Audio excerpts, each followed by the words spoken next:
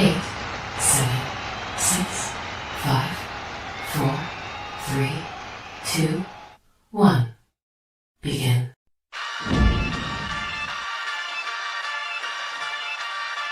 In the city of Philly, where the birds take flight, Eagle swag on the rise each and every night.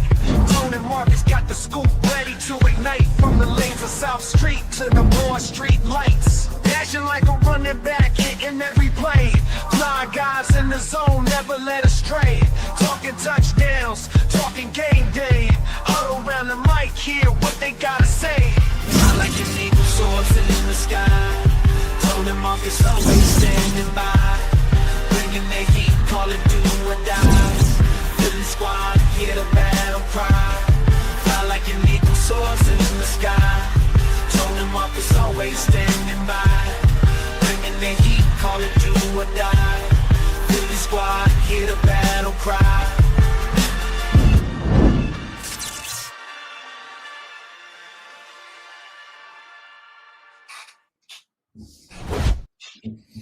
What up, Tone? What's good? What's good? What's good? How we feeling? Listen. You get what you want and you have more questions than answers. That's what it feels like. That's exactly what it feels like, man. But it's just when I thought it was gonna be a safe day to kind of, find some things out, all hell broke loose today. You had the conversation going on. Is it Jalen Hurts offense? It was the Kevin Patullo. Then you had the news about CJGJ, right? Then you get the news about your big boy in Tampa Bay. They re-signed the big boy that they said couldn't get in shape. I'm like, so all of a sudden he got in shape after 3 weeks. So you cut him, he gets in shape, then you bring him back. Or let's keep it a bean. Is that tush push preparedness program? Yeah, you're talking about that D tackle from Florida, right? Yeah. The Then I saw that. Then it transitions a little bit. WNBA has breaking news. Sandy Brondello gets fired. She's the head coach of the New York Liberty that just won a championship last year. So I couldn't keep focused, bro. It was all over the place. Yeah, man. A lot of news, a lot of things to get into, a lot of things to react to. Yes. But y'all know the vibes. Y'all know the energy. Y'all know where our balders be. Y'all tuned into the Bald Equals podcast. I'm your humble host, Tone DeShields II, joined by my brother in arms, Markus Thomas. What's going former on? Eagles running back, former running back in the CFL, the World League, all-time leading rusher for Eastern Kentucky University. You feel me? So let's just figure out where to begin. But before we begin, you guys, make sure you smash that like button. Make sure you guys are subscribed to both channels. We are live. I repeat, we're live on 2 channels. We're live on Pro Fan Talk, and we're also live on Chalk It Up Sports. So technically now it would be 4. Because we got both YouTube channels and both on Twitter, right? Twitter feeds. Exactly. We're live in 4 places. Scratch that. 4 places. So make sure you guys take advantage, man. We appreciate y'all for locking in as always. This Tuesday night, 7:38 p.m. Eastern, 6:38 p.m. Central. We got some things to get into as Markus laid out. But I guess let's just start with let's start with a quick hitter. Let's start with a quick hitter. Okay. The CJGJ news. CJGJ is traded to the Houston Texans in exchange for former first-round guard Quinyon Green. Quinyon Green goes to the Eagles. CJGJ goes to the Texans. Quinyon Green ultimately is cut by the Eagles. Yes. Then brought back, then cut, then brought back again. CJGJ, a guy who was projected to put up some pretty hefty amount of snaps for them, gets released after 3 games, after week 3. Now, granted, the Texans are 0-3. I don't think defense is the problem. No. I think their problem is offense and just overall offensive operation. But nonetheless, CJGJ was released after only 3 games. 3 weeks with the Houston Texans. Yeah. And now there's a flurry. There's been a robust amount of opinions saying the Eagles should consider or not even just consider, they should go out right and bring back CJGJ. So yeah, that's a big fat note from me. I'm glad. Okay, you already went there. Before I get my opinion, break down why it's a big fat no for you. Okay, so when I heard the information, the first thing I did, I got a Twitter friend who's been a follower for a while, who's got boots on the ground in Houston. He lives in Houston. Mm-hmm. So immediately I hit him up and I said, is this D'Amico Ryans making a statement? And he said, yes, him talking about CJGJ and Stroud were apparently button heads. CJ and Stroud? Yeah. And then you hear about him complaining that they're not using him right. He wants to blitz more, this, that, and the other. And I'm like, first of all, D'Amico Ryans is his defensive coach. If anybody knows what they're doing on defense, is him. So, but when you go after CJ Stroud, you can't go after the face of the franchise, even though he has had some subpar games. Now, mind you, you're talking to the man that walked up into Tom Brady's face and started yapping to him when CJ was with the Saints and Brady was still with the Bucks. So you're talking about somebody that ain't scared to speak their mind. However, just because you can say something don't mean that you should. And it seems to me that this Ego Ryan's protecting the Colts because you got a talker in there. And just because somebody talks a lot, it doesn't mean that they talking a lot of shit. I would imagine that some of the things that CJGJ were saying were probably true. However, like I just said, just because you can say something don't mean that you should. And you got to protect the integrity and the relationships in that locker room. There's a way to go about things. There's a way. It's not what you say, it's how you say it. All of that type of stuff comes into play.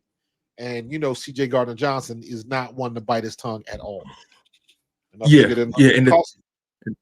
the thing is, the reality is, CJ, with all due respect, you're not being paid for your opinion. You're not being paid to be right. You're paid to do your job and your job only.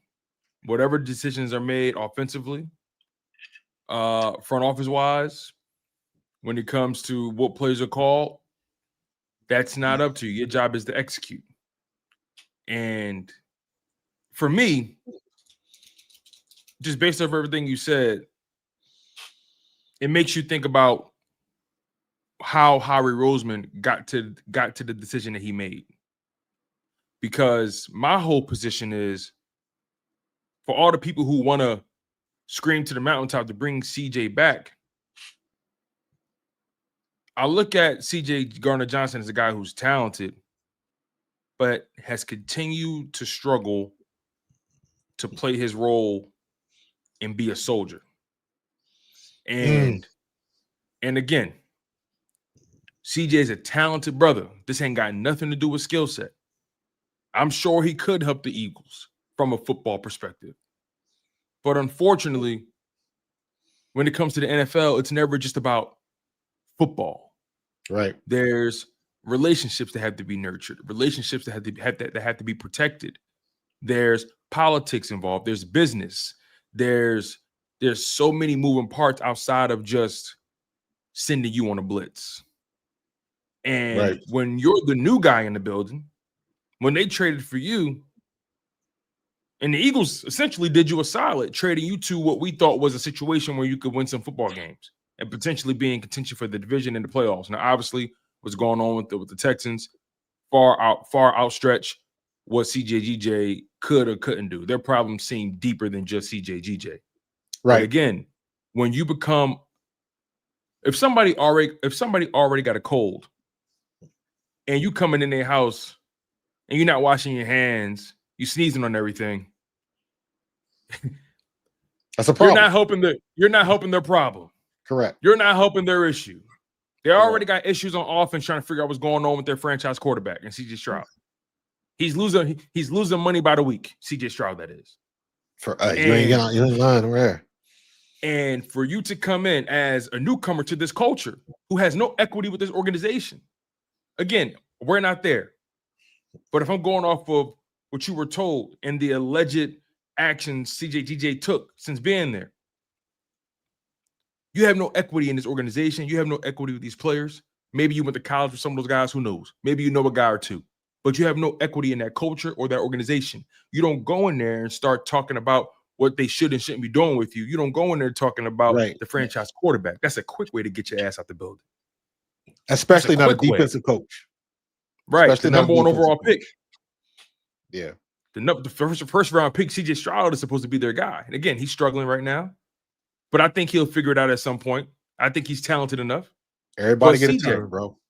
But CJ, again, Eagles fans, if Howie Roseman felt like he had to get off that train before it started moving too fast, and if D'Amico Ryans, matter of fact, I'll put it this way, Howie Roseman, a guy who typically puts winning at the forefront, who is dealing with Jalen Carter as we speak.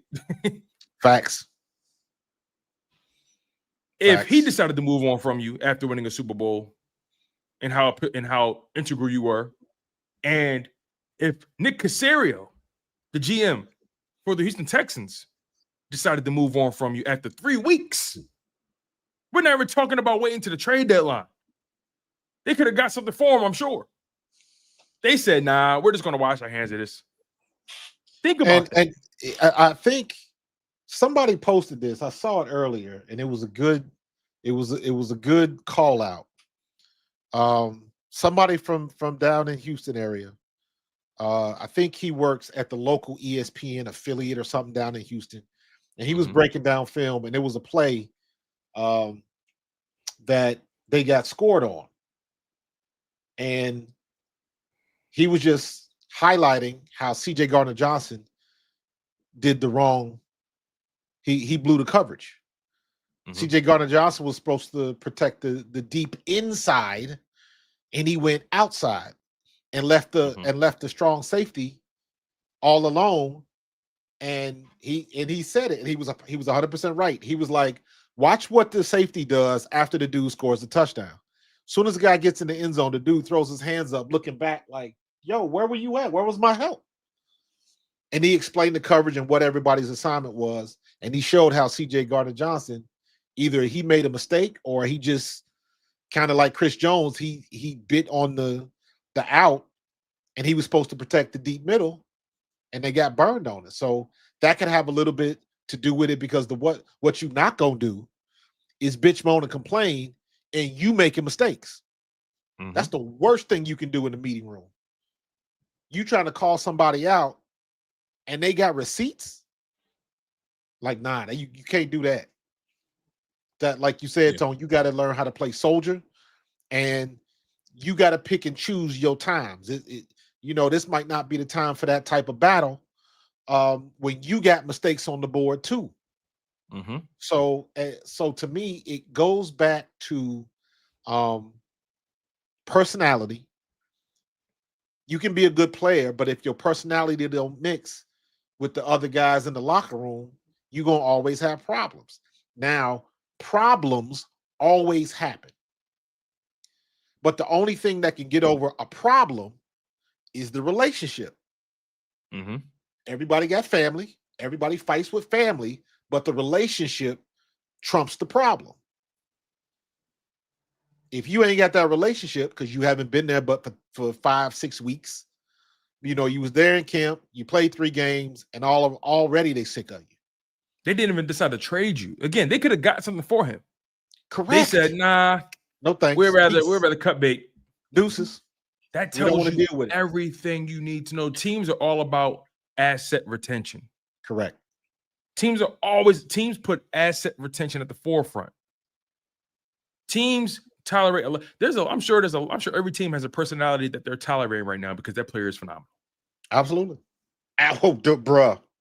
But what happens when what happens when the antics you just triggered me real quick when you said that. I just want to let you know. I can tell you some stories from when I was in Scotland. Exactly. Oh my God. Think about it. What happened when your antics, when your actions outweigh your value as a player, as an asset? Yeah. And they just decide, you know what? We're just gonna good. We're just gonna cut you. We're good. Yeah. They traded you. The Eagles traded you for a guard that they cut. They traded you for a backup. Why would anybody think Howie Roseman is thinking about scratching that itch again? Nah. Now, if it was Isaiah Rodgers or if it was Slay, I could see him picking up the phone. Exactly. But CJ, I posted somebody. I was like, listen, we don't need a safety. We need a cornerback. Let's keep that. Absolutely, because I think Nacua is playing well. Absolutely. The last thing you need is CJ Gardner-Johnson in his ear. And I also think people are. I also think it doesn't. It makes the argument easier for people who want CJ back. It makes the argument easier when Reed Blankenship gave up that touchdown over the top to Davonte. Correct. So people are already sensitive about the safety position because of what Reed did or didn't do. Right? But let's just be frank about this. I understand CJ was very productive here. He helped us win the Super Bowl, helped us make it to 2 Super Bowls. This has nothing to do with his value as a player. And I have no idea what went on behind the scenes within both organizations. I have no idea. But for him to get traded for a guard that gets cut, and then for him to get cut by a team who has playoff aspirations within 3 weeks, and on top of that, when their biggest problem isn't even on the defensive side. Correct. And they let you walk. Nobody got questions? Eagles fans, I'm asking y'all don't have questions? Y'all don't have concerns? Yeah, y'all not scratching your head like, damn, he just got there. You got to look at you got to look a little deeper. They could have traded him. You might want to find out who made that potato salad. That's all I'm saying. Think about that. Ask why they didn't. Eagles fans, though, for those of you who want him back, ask why they didn't even trade him. Ask why they didn't even bother to wait to the deadline. Ask. Just think critically. Facts. A problem is so bad, you'd rather just cut bait than try to salvage or get something back from it. To get some value from it. That means you don't want to be bothered. You want to get that car. You want to get that car out of your yard so bad. Take it. $300. Just take it. You don't want to trade it in. You don't want to trade it in. You just want to get it out. You just tired of it. I'm tired of seeing it. Yep. That's everything. Shout out to Fanny Eagles fan girl Suicide Aware this month. As a mental health professional, Rudy Johnson played for the Bengals. I did not realize that was a suicide issue. Neither did I. I'd heard it, but I didn't read about it. So definitely. I see you. Appreciate you, Fanny. And yes, you were not alone. Talk to your people. I left that up extra long just so y'all can see it. It's gnarly. Man. That's what's up, too, man. Went to my first ever NFL game on Sunday, and man, the culture at the Link is just different. Yes, sir. What a comeback I was able to witness. Go Birds. Nice. That's a game. As your first game, that's dope. That's a hell of a first game. That first game could have been really bad or really great for you, and it turned out to be really great for you.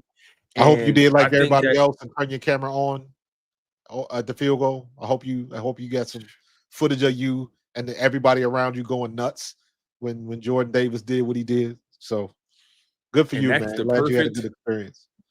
Shout out to 2 Man with the super chat. And that is the perfect transition to the real topic at hand tonight. Eagles found a way to overcome a 19-point deficit in the second half to beat the Los Angeles Rams. I would argue their NFC rival, their conference rival, 33 to 26. 33 to 26. What a remarkable rally by that team. What a way to just flip the script. What a way to just stand tall and not flinch and believe that no matter what, this game is going to end on your terms. I have so many positive things to say about this team's resilience, how gutsy it was. But before I do so, Marcus, walk me through your emotions as you're watching this game from quarter 1 to quarter 4. At the end, right about 2 minutes before halftime, it was right after the last score by LA before halftime. I literally tweeted, I said, I'm out. This is like homecoming. I'm on my way to the step show. I want to get a good seat for the step show. That's what I put. And then they came back, and the first thing I noticed going into the third quarter was Fred Johnson. And I was like, finally, they made a change. And like we talked about the other day, that made all the difference in the world. That allowed Jalen to do what he needed to do and get the ball to AJ and Davonte in Dallas. And let's not forget that. And I know everybody wanted to focus on the offense, and was it Jalen kind of going off on his own script, or was it Patullo calling the plays? That seems to be the big controversy. But I'm like, the biggest difference in the first and second half is Fred Johnson going back in at right tackle. Fred Johnson is a left tackle. But Pryor was playing so bad, they had to make a move, and Fred Johnson was like, swing me to the other side. At that point, you're saying to yourself, it can't get no worse. It couldn't get no worse. Nope. I remember I referenced in my post-game stream, I was like, this is the exact same situation that Kansas City found themselves in the Super Bowl. They knew good and daggone well Caliendo couldn't block. And or at least couldn't play, yes, you're right, Caliendo, because they had him at left guard and Tooney was had him at left guard. They moved Tooney to left tackle to help him out. So they took Tooney out of position because Tooney might be a borderline Hall of Fame player. You hurt two positions to fix one. Exactly. And it did, and it cost them. It cost them big time. Except in our situation, Jeff Statler was smart enough to realize, like, hey, this is not going to work. We need to make a change, not now, but right now. Jalen wouldn't have ended that game. Jalen wouldn't have survived that game. He took two nasty shots. Nasty shots. It looked like a video game the way he got that one shot he took. I believe it was the second one where they hit him from the front. Was that the first one or the second one where he got popped in the front? He got hit from the front both times, but it was the strip sack basically. That we talking about that one, right? It probably was. All I'm saying is, I was expecting him to be in concussion protocol because the way he took that hit from the front, and I saw his head snap down first, and I was like, ooh, that ain't good. And I was like, oh, get his ass out of there. Yeah. Get Pryor out of there. So I'm glad Stoutland did what he had to do. That was so bad. I thought they was going to cut that dude. I thought his locker was going to be clear on Wednesday. So, but Fred Johnson stepped in. Lane Johnson is good. So now we know we got a swing tackle on either that can go left or right. So we good. And now, more than anything else, that has shown me that if something happens to Lane Johnson, it will not be as detrimental as it was in the past, because Fred was going against Jared Verse and holding it down. Yeah, he slowed Jared Verse down tremendously. Yes, he did. In that, and I'm like, I'm good.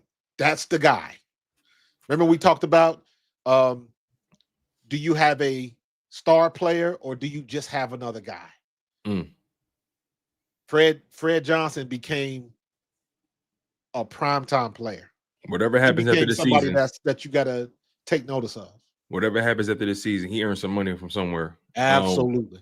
And Howie paid a man. Because Lane probably gonna be out this year. Yeah, man, we'll definitely see. But to further cement your point here, when it comes to Fred Johnson taking over from Matt Pryor, remember the last offensive line addition was Matt Pryor. They traded for him. So my whole point is, right, y'all traded for Fred Johnson. Y'all traded for the additional offensive tackle because y'all clearly weren't satisfied with the depth as it was. And you put Matt Pryor in ahead of Fred Johnson. Now, granted, Fred Johnson said he didn't take any right tackle snaps all week. None. So that's probably why they didn't go that route. And Matt Pryor is supposed to be a guy who can swing right guard and right tackle. He's not a right tackle. He's not. He's not a right tackle. He's not. He doesn't have the physicality to play that. Did you see one? I want to say the snap where Jalen got sacked. Yeah. When Jared Verse just smoked him. He barely put hands on Verse. It was like he was just trying to say, "Get out of here, boy." Like he barely got hands on him. Verse just said, "Get the fuck off me, man. What are you doing?" Like, Verse, it was like Verse was shooing a fly. There was no power behind what Matt Pryor was doing. And he literally almost got Jalen Hurts killed. Yeah, you ever seen Waterboy?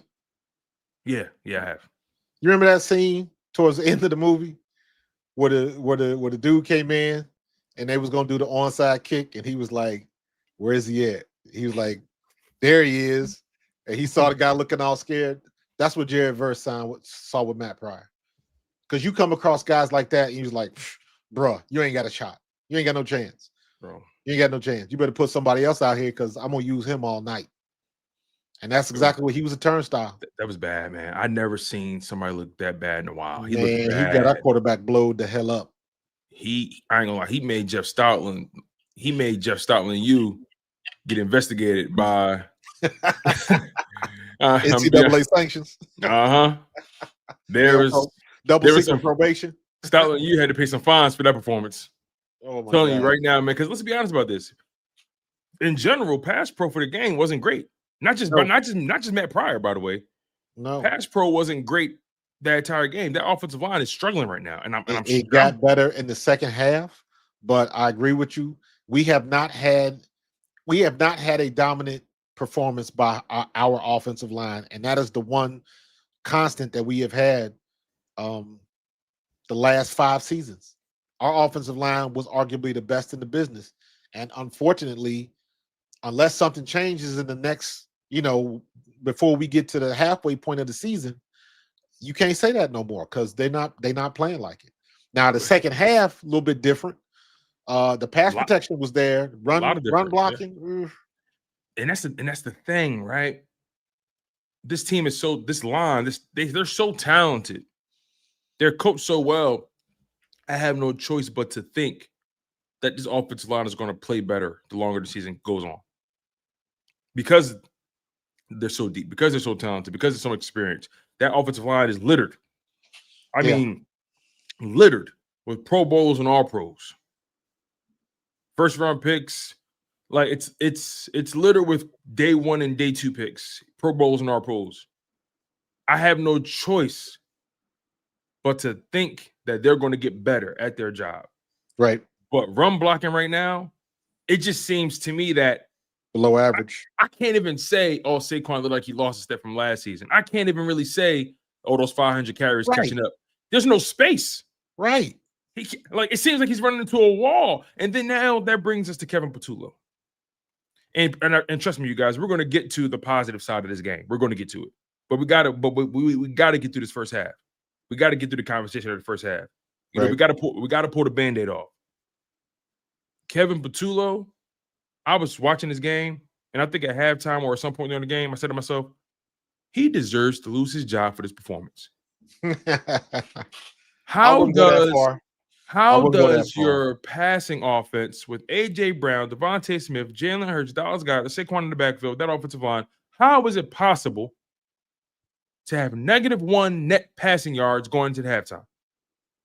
Tell me how is that possible on the NFL level? How? When you got all those guys, all those killers, like A.J. Brown said, you got killers, use them. How? So I wouldn't go as far as to say I wanted his job. Well, I was emotional. I'm in the game. I'm emotional. But I understand the sentiment, though. I totally understand that. That looked bad. It got worse from the previous week. It did. It got worse. Which is why everybody was. I don't know if you heard WIP today. If you heard Hugh Douglas, where he was like, "You're not gonna tell me that Kevin Patullo was calling plays in the second half." He was like, "You're not gonna convince me of that." It's funny you said that. My post game live stream. One of the first things I said, probably in the first 5 minutes, I said, "I'm sorry, y'all.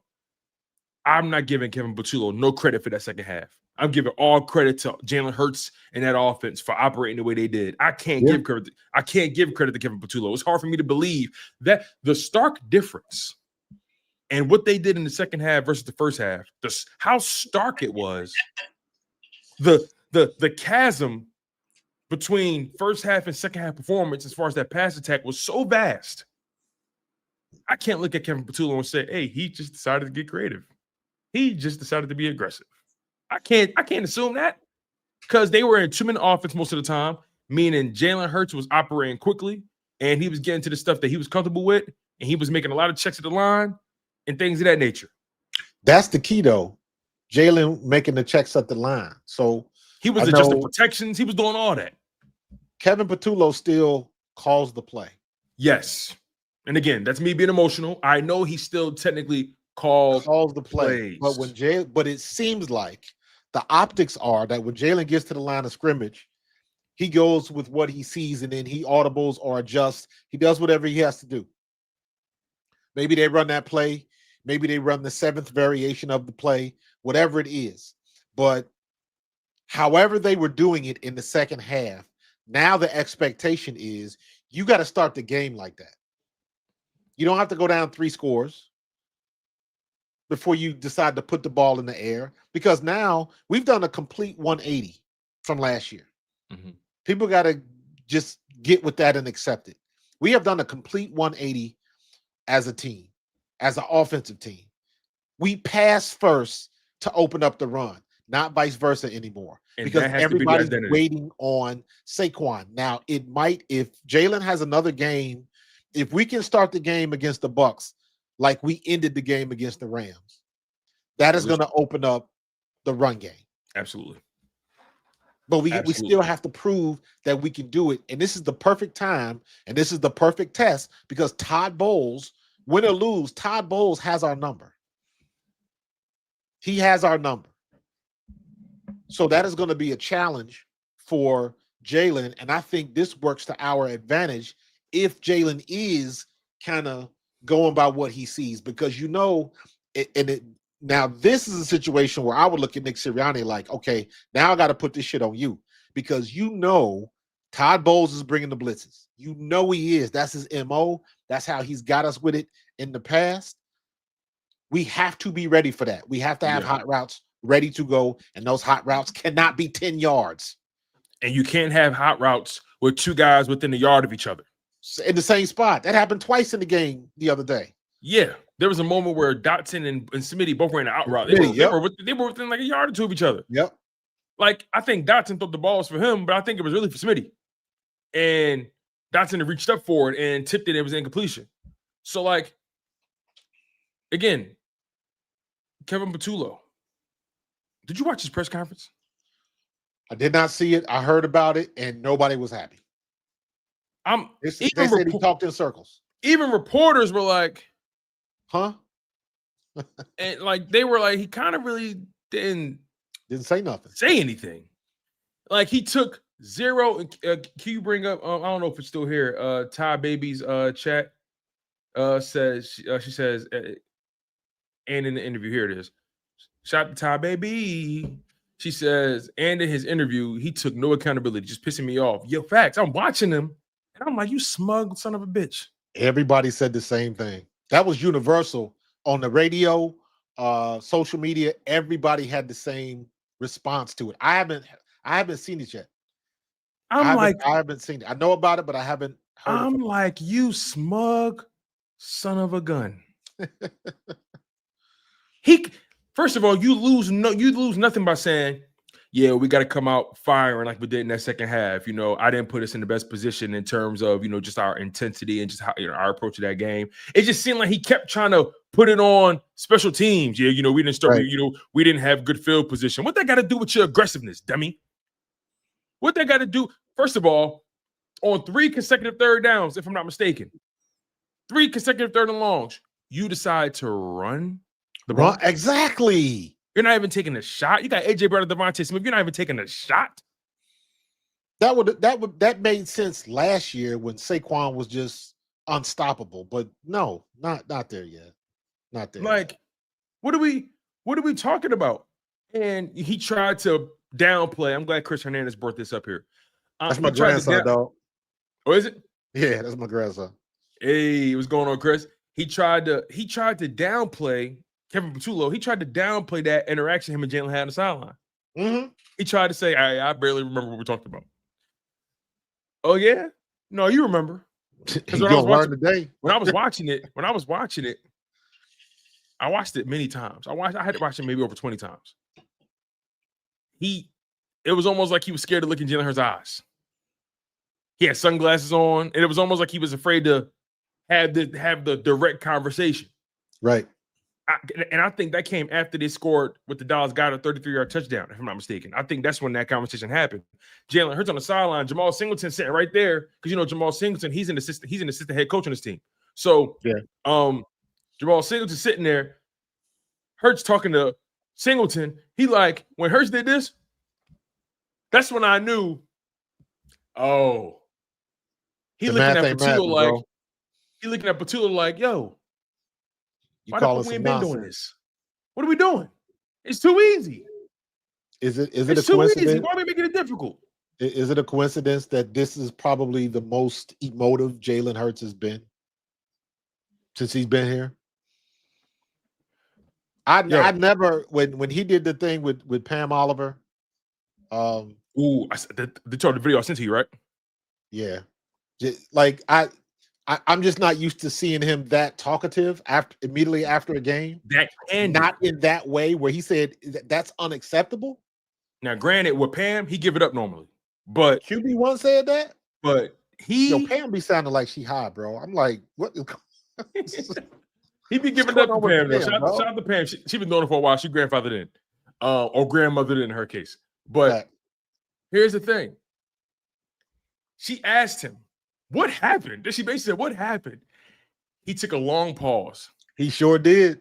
And you could tell, he was deciding, how do I want to approach it? Because, Jalen is very calculated. No, he was deciding on what not to say. Yes. He typically doesn't waste a word. He's very intentional about what he says. He sat there with her, long pause. Yeah. He said, I was joking, Rocks. I know that. I was joking. He said, we did this to ourselves. To ourselves. I think that's the first thing he said. He said, we did this to ourselves. But that was after the long thought. And this is unacceptable. Unacceptable. Yeah. He said it's always good to get a win, but this is unacceptable. We cannot come out here with this mindset of playing not to lose. We cannot come out here with this mindset of trying to be conservative. Like, give him the keys, man.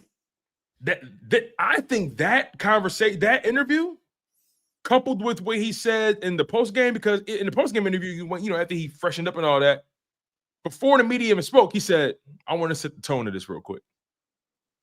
He said, "I want to just set the stage before I want to just set us up," and he laid it all out there. This is going to be a key turning point for this offense, for this team, for that Kevin Patullo, Jalen Hurts relationship. Yeah. This is going to be a key turning point. And if I'm Kevin Patullo, get your head out of your ass, big dog. You playing with big money now. Yeah. You playing with a Super Bowl. You coaching the Super Bowl champion, Super Bowl MVP. And the thing is, Jalen Hurts is so coachable. You can tell when Jalen is just trying to be a good soldier. Yeah. You can tell when he's just trying to do his job and trust the people around him. Trust it. Yep. Yep. He don't want to, because he's a coach's son. He's a coach's son, Marcus. Yeah. So he knows how to play his role as player. Absolutely. But it comes a point in time, like we saw in that game, when you got to just say, you know what? Give me the fucking ball. The hell with that. We got to figure it out. If you've ever seen the Chronicles of Riddick? I love the Chronicles of Riddick. Seen it over 100 times. What did he say? If you can't keep up, don't step up. You talking about Pitch Black? No. I'm tripping. No, Chronicles of Riddick. That's the second. No, you're right. I'm sorry. When they broke out the crematoria. They broke out the crematoria. Yep. And they were running. If you can't keep up, don't step up. And that's what he said to Patullo. Like, listen, we about to put this bad boy in the gear.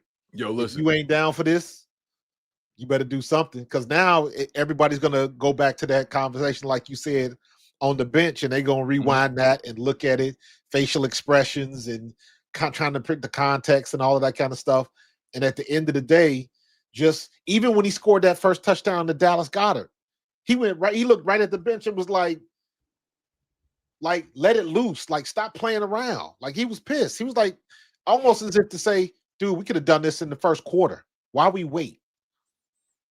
So, and I know I'm just putting a lot and I'm speculating and stuff like that, but you don't. Kevin Patullo now is under the gun. He's in the crosshairs.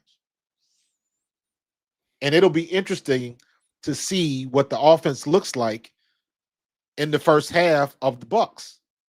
And also, are we going to do more emotion? I want to see how it differs. Are we still going to be forcing the ball to A.J. Brown and throwing passes under 5 yards all the time? So it's really going to take shape. Now, basically, Jalen Hurts is going to save his job, save Kevin Patullo's job. Marcus, I want to go back to what you said from the Chronicles of Riddick. When he said, if you can't keep up, don't step up.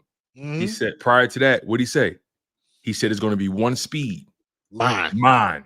Yep. One speed. Man, we done went down a Riddick rabbit hole, bro. And in that game, yes, sir. In that game on Sunday, it was one speed in that second half. Yes, sir. One. And Jalen Hurts and A.J. Brown and Davonte Smith took over that game. Completely took over that game. You know what that was? That was death by teacup.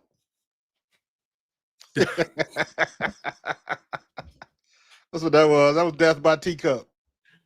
Hey, what Riddick said to Kara? He said, keep that ass moving. Yeah, get that ass moving. Dog, their back was so. See, the thing is, when you get down by that much, and you played this game, when you get down by that much and you're trying to stage a comeback and you're scoring, you force your defense to have to play perfect in order just to get you within striking distance. And you got nothing to lose. And it's always, and you know what? Jalen brought out a good point. No. This wasn't Jalen. They talked about this on the radio. Who said? Oh, yesterday with Ike Reese. Donovan McNabb called in, and you know how when Five get to talking, and he get to talking and don't stop, and you be seeing the looks on their faces. But I got to give it to Donovan, man. He said some real stuff. He was dropping dimes because he was talking about the defensive coverages and he was pulling receipts like, what did they say last year? And everything he said was spot on. But the one point that I remembered was he said, why do you remember that we came out running hurry up a lot last year? We haven't done that this year. Now, granted, again, we only 3 games deep, but you come out and hurry up and it forces the defense to react because they can't substitute players and stuff like that. So that made all the sense in the world to me. And I thought about it. I was like, damn, he's right. We haven't run a hurry up or start a game no huddle to get the defense on. Just to punch him in the mouth early. Just to catch him on the heels early. Because you know what that does also? It slows down the blitz too. Yes, correct. Because it puts more responsibility on the secondary because you can't get a pass rush because now you running out you beating the defensive line to death. They got their tongues out. That pass rush just slow down, play by play. It just continue to slow down. Eventually, you're gonna pop them. And again, just going back to Patullo, I'm watching that press conference, and he's really sitting there trying to tell us that, yeah, we had the mindset to come out and be aggressive. Right. What? Is that what you call that first half being aggressive? See, it's one thing to kind of spin it a little bit, but you can't spin what we saw. No. You can't spin that. Your offense generated -1 yards. Jalen Hurts has never had an offensive output that abysmal in his entire NFL career. Correct. You almost orchestrated Jalen Hurts' worst football game in his career. And if it wasn't for him taking the bull by the horns and tapping into that championship DNA, and A.J. Brown starting to play bully ball, yes, turning into RoboCop, and Smitty, turning into the Slim Reaper, and Dallas Goedert going up like a power forward. I mean, you watch that pass attack and you say to yourself, yo, they can't fuck with them. And you're not maximizing these guys. You're not. You're being conservative. You pussyfooting around it, and you acting like you're scared to pop the clutch. And he might be. He might be. It is a legitimate learning point where he is right now. Some guys come out. Some guys come out and they just like the same way with players. It's the same way with coaches.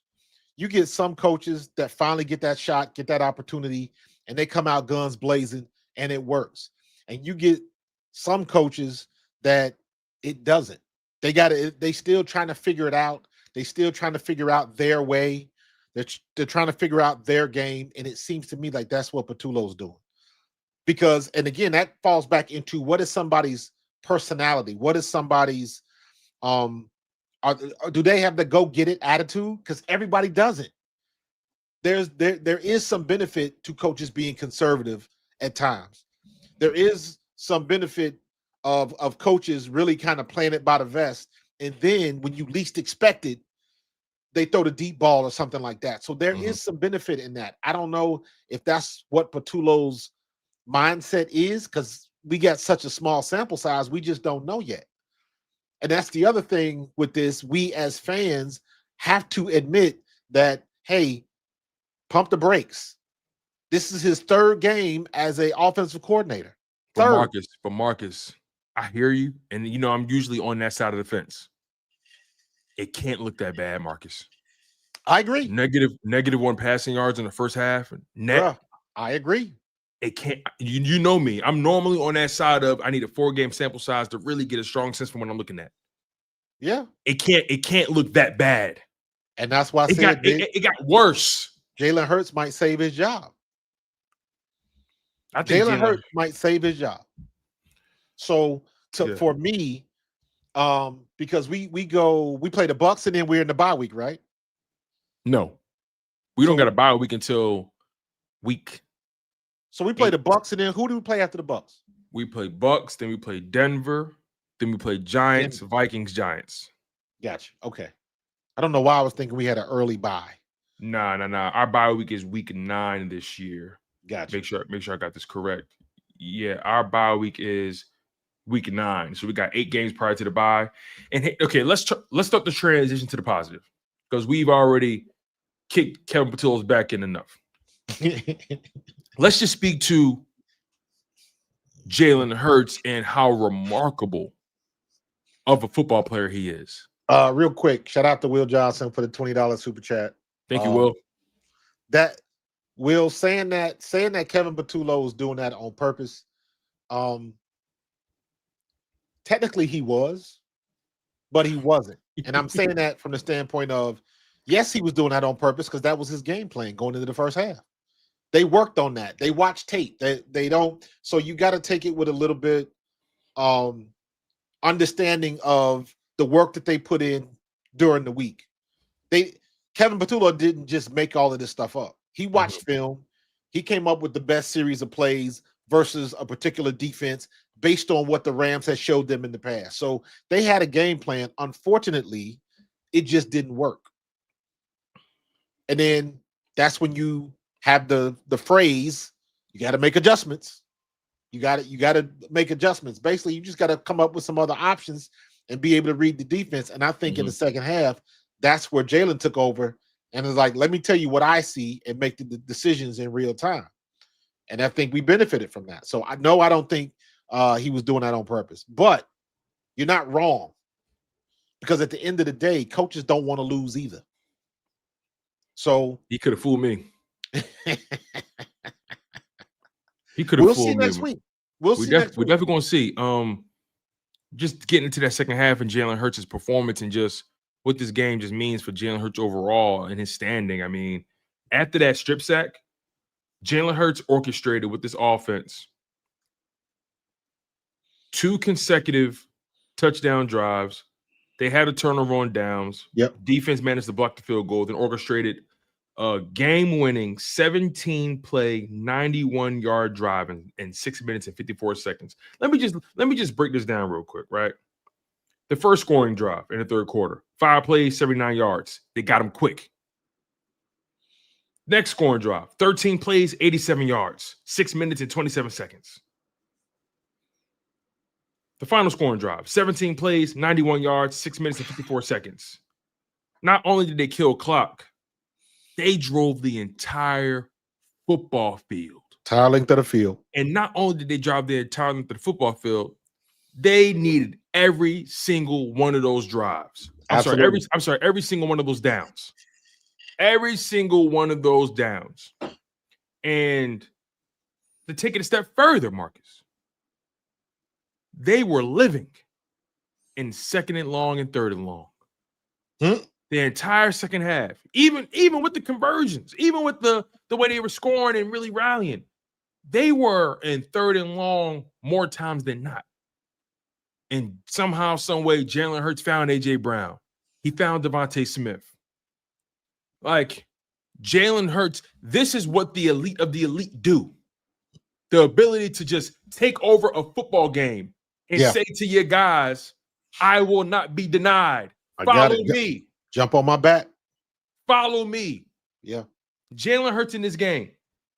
He finished the game, went 21 for 32, completed 65.6% of his passes, 226 passing yards, averaged 7.1 yards per attempt, 3 passing touchdowns, no interceptions, a 117.4 passer rating. He also gave you 9 carries, 40 rushing yards, averaged over 4 yards a carry, and a rushing touchdown. Longest run of the day was 18 yards. On the day, Jalen Hurts generated 266 yards in total offense, completed 65% of his passes, 4 total touchdowns, 3 in the air, 1 on the ground. Only turnover is the strip sack, and I can't even blame him for that. Right. Can't even blame him for that. And also, to take a step further, if you want to give the defense credit, the defense, if you ask me, gave him no points in the second half. Because that strip sack is on the offense. That's on the offense. You gave the Rams the ball on the 10-yard line. What you expect your defense to do? And they just came out of halftime and they're expecting you to at least convert a first down or 2. What do you expect? 1 play, 10-yard touchdown. Rams up 26-7. Yep. What do you expect your defense to do? So I put that on the offense. I think defense has been lights out in the second half. Lights out. I agree. And because it gets overshadowed with all of the questions about Patullo and Hurts and all of that type of stuff. So, but I'm looking at next gen stats right now. And like I always make a point to look at this. Mm-hmm. Detroit won, correct? Yes. Jared Goff, 20 of 28, 202. 202 yards. Lamar Jackson in a loss, they lost, and Lamar was threw for 288 and 3 touchdowns, but they lost. Russell Wilson, only 160. Patrick Mahomes, 224. The best games was Caleb Williams had one of the best games. He had the best game of his career, without a doubt. I just saw it. Geno Smith had a good game, mm-hmm. But they didn't the Raiders lose? Yeah, they did. See, Joey Flacco, the Browns won. Joey Flacco, 142 yards. Jordan Love, I got that in my notes to talk about Green Bay. I'm trying to tell people. Because I'm looking at it from the standpoint of who's that offensive lineman that made the ultimate mistake. You never talk about going undefeated. Never talk about going undefeated. You opened your mouth. You opened your mouth. Oh, and Jordan Love, 183 yards. Did you hear what the left tackle said when he was blocking Myles Garrett? No. Mid-game, right? They caught it on the mic'd up. Oh, no, I did not hear this. What happened? Listen, they caught it on the mic'd up, right? Left tackle got beat. Clean. All you hear is the left tackle saying, run, Jordan, run. I wouldn't make it up. Jordan, run. That's what he said.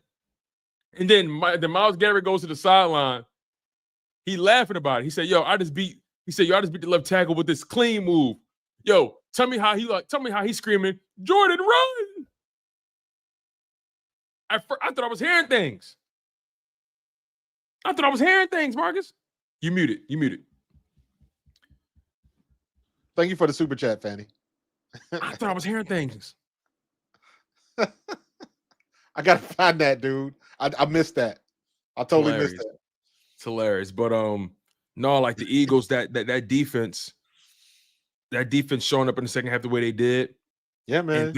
And then those guys, those interior D tackles, those interior D linemen, Jordan Davis and Jalen Carter, just taking over on special teams. I mean, talk about you block one kick, okay, it's a little fluky. You block two, oh no, you wanted something. Here, think about this though. Think about this. How do you stop that? Kick the ball higher. Are they going to line up somebody? Are they going to line them up like you do with a punt or extra point? Are they going to put somebody directly behind the center or lining up over the guard just to prevent them from getting in? Like, what do you do in a situation like that? When you got when you got two guys that are as strong as they are, one guy is 6'4" and one guy is 6'6", and athletic and 4.7 speed and can jump. How do you stop that? Now, that's another thing offenses gotta deal with, because now a chip shot is not a guarantee anymore. It was a lot of block kicks this week. Lot of block kicks.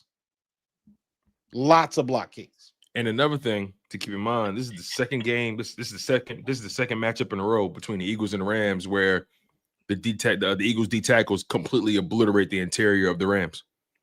And it just speaks to their deficiencies on the offensive line overall. Because I think the Eagles did a good job getting pressure on Matthew Stafford. Matthew Stafford didn't have the greatest game. He wasn't that accurate. He missed guys. Don't get it twisted. He did miss guys. But guess what? The pressure can do that to you. And when you hit a guy enough, his timing is off. And when you're dealing with a guy that got a bad back, because I forgot what's the white lady on WIP, blonde hair, I forget her name. Not Devin Caney, but she was speaking about how she was at the game. And she said, I don't know if the TV copy caught this, but I was at the game. And in between drives, in between series, you saw Matthew Stafford crouching down, looking very uncomfortable with that back. Getting up slow. I missed that. She said, I don't think they showed it on the TV copy. But I was there and I saw Matthew Stafford. He was dealing with something. Interesting. Because they were hitting him in that game. But, again, you got to give credit to Zach Bond for setting the tone with the interception. Right. Having a phenomenal game. Zach Bond is for real. We're past that point of he was a one-hit wonder. Zach Bond is for real. Jihaad Campbell has been one of the highest graded linebackers in coverage. I think he's top 3 in the league in coverage at linebacker. It was a quiet game for Zadarius Smith and Nolan Smith. This game was more so about the interior D tackles. Right. Quinyon Mitchell had a phenomenal game. As a matter of fact, since we're going to use next gen stats for good here, Quinyon Mitchell shadowed Davonte Adams. Yes, had a good game against him. On 27 of 34 routes. It was the first game of Quinyon Mitchell's career where he shadowed a receiver on at least 60% of their routes. He didn't have a catch in the second half, did he? Nope. And he got targets. Yes, he did. He got targets. Listen to this. It says Mitchell matched up with Adams in coverage on 22 routes, allowing just 2 receptions for 12 yards on 5 targets. Davonte Adams' only other reception came on a 44-yard touchdown that was Reed Blankenship's responsibility. That was the push-off. Other than that, Davonte Adams was finito, a non-factor in this game. Puka Nacua had think about this real quick. I'm going to put you on something.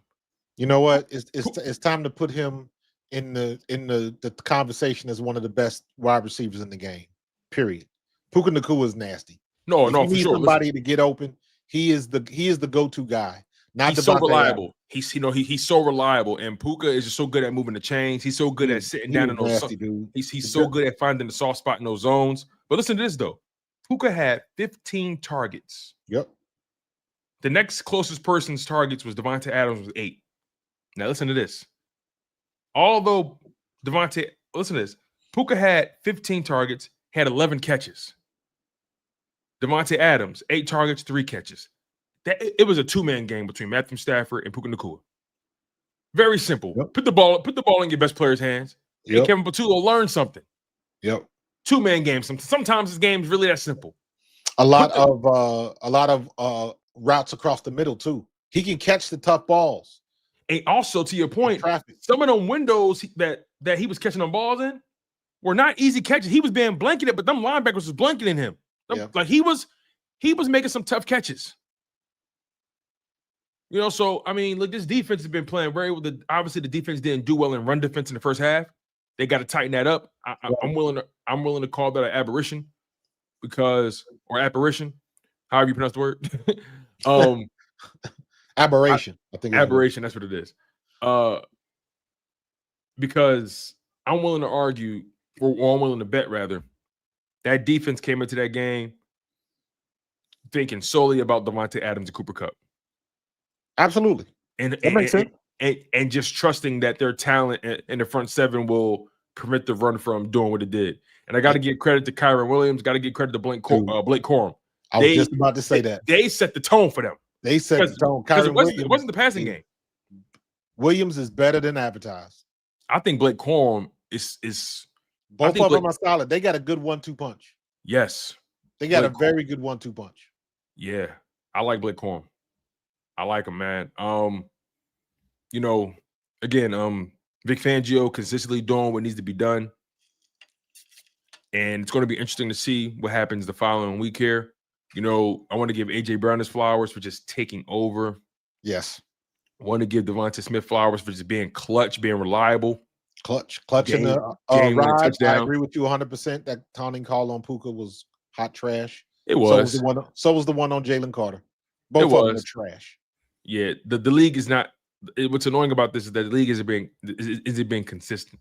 Not at all. And it's going to have larger implications on a very important game. So they need to get this cleaned up by the time playoffs come. I promise you that. It will. But also, Jalen Carter, you shouldn't even put yourself in a position where the refs keep insisting to you. Personally, I agree. But Jalen Carter was damn near on the other side of the field. No, he was. So I'm with you on that. I'm like, that's you nitpicking for that. I'm like, come on, dog. Like it would be different, very similar to the situation that happened with what was that? Jihaad? Was that Nolan Smith? Yes. They got the sack last year and then flexed, and then in front of the dude. That was the Dallas game. Yeah, Puka Nacua got the call when he flexed and did the strong arm, but that wasn't why he got the penalty. He got the penalty because he spun the ball in the dude's face. So, but I'll take it. Yeah, but I was like, that's trash. I'm like, I don't care what you call, whatever you call, just be consistent on both sides. And that's why you can't really say too much about the push off to Reed Blankenship because they had the makeup call with AJ Brown on the other side. All right. I'm on the other side of this argument. I feel like that dude flopped his ass off. Oh, he did. He definitely did. AJ didn't even extend his arms. They were tied up, and AJ just gave him a little bump. Gave him a little extra. Dude flopped like I've never seen. Think about it like this, and you're right, he did flop. However, did AJ Brown extend his arm enough to where it could have been a penalty? Absolutely. I guess I feel differently about it. That's all. I look at it like this: if they would have thrown a flag on that, I'd have been pissed, but I'd have been like, ugh. If you'd have just not extend, like I'd have been mad because the arm was right there for everybody to see. Yes, he flopped, but if you don't put the arm out, it ain't even a flop. The Davonte Adams one was more egregious. He flat out just pushed, flat out, absolutely, altered the DB's positioning completely. Yep. Now, granted, I don't think he had to push off, but same thing with AJ. I don't think AJ had to even touch him, really. He could have just, because it was a back shoulder throw. I think AJ had to do what he do. But regardless, though, great win by the Philadelphia Eagles. Great way to come back. And again, this is a good team they did this against. This is a good football team. Absolutely. That you may see again in the end. This is a really good football team that's going to be there in the end. So if I'm the Rams, because did you see Kyron Williams' post-game interview? No, I did not. He's talking about how, this game is going to motivate us. This game, this is the perfect game to wake us up, because listen, I hate the Eagles. And the reality is, we'll be ready. We'll be ready next time. Listening to him. I saw that clip. I saw that little clip where he just said, like, I really hate the Eagles. I saw that. I didn't see the whole context of the conversation. I'm listening to him, right? And listen, man, I grew up in the hood. I know when somebody talking too much. I know when somebody talking a little too much. Yo, stay away from his porch, man. He bring too much attention. You know what I think? I think the Eagles are in their heads. Oh yeah, we occupying space. Let me tell you why. Space. They had the game. Let me tell you why though. If you told the Rams you're going to go into the third quarter, strip sack the quarterback, score a touchdown, and take a 19-point lead, a 3-score lead, a 3-touchdown lead, basically. If you told any team that, if you told the Rams that going into that game, you're going to have a 19-point lead with 12 minutes left in the third quarter, and Saquon Barkley had less than like 40 yards. And Saquon Barkley is stuffed, and the Eagles' offense has -1 passing yards. If you told them that would be the case, they'd sign up for that. So I say that to say, you blew a 19-point lead when you had the Eagles dead to rights. Dead to rights. It's almost like a supervillain having the hero hanging off the edge of the cliff. Got him tied up. He got him. All he got to do is just push him off. All he got to do is push him off. And you know what he's doing? He's just talking and waxing poetic about his evil plan. He monologuing. He's aura farming. He monologuing. Just monologuing about his master plan. And you know what happens through all that monologuing? The hero finds a way out of the come to help. Here comes the help. So if I'm the Rams, because did you hear what Matt Ryan said? I heard about it. Matt Ryan said, if I'm the Rams, I feel great. If I'm the Rams, I feel great knowing that I did hear that. I took the Eagles this far. I feel great knowing that. Why is it that everybody want all these moral victories all of a sudden? And Matt Ryan, you of all people can't talk like that. Thank you. You of all people can't talk like that. You're the same guy that blew a 26-point lead in the Super Bowl. You can't talk like that. You can't talk about moral victories. You can't talk about, if I'm the Rams, I feel good about my chances against the Eagles later down the line because they're going to see them again. Hold on, wait. I see that too. I see that a whole different way, player. Shout out to my man who's the OG from WWE. Hold on now, player. I see that totally different from you. If I'm the Rams, hold on, wait. We lost to this team 3 times in the past 10 months. We lost to them at home. We lost to them twice on the road. Yeah. We had 2 chances to beat them. We had them dead to rights.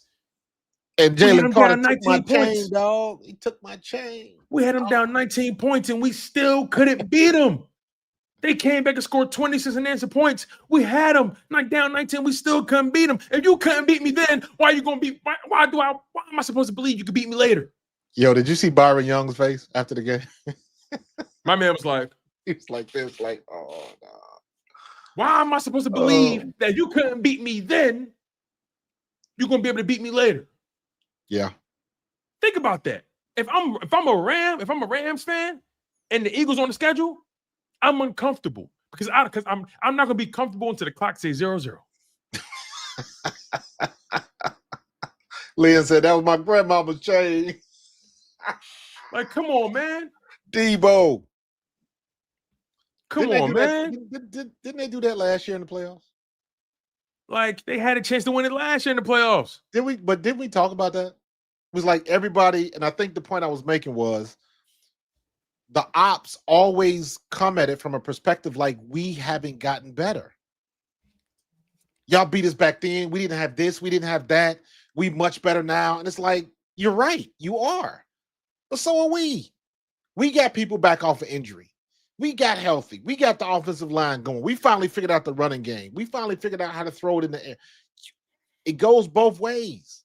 It's not like the Eagles are just standing still and letting everybody else just pass us. We still working on stuff. We still getting our offense together. We still getting AJ involved. And, we're doing all of those things. It doesn't stop. So when people say that, and I was like, bro, you're right, but don't act like we just standing still. We are progressing like everybody else. And it just seems to be that our momentum seems to gain a little bit faster when things work together. Man, if you ask me, if you're gonna be mad by yourself. Because if you now ask you got me, I'm looking at the Rams and I'm saying to them, y'all doing all that waxing poetic, all that talking. All that talk. Did you see all that promo they had leading up to that game from their social media?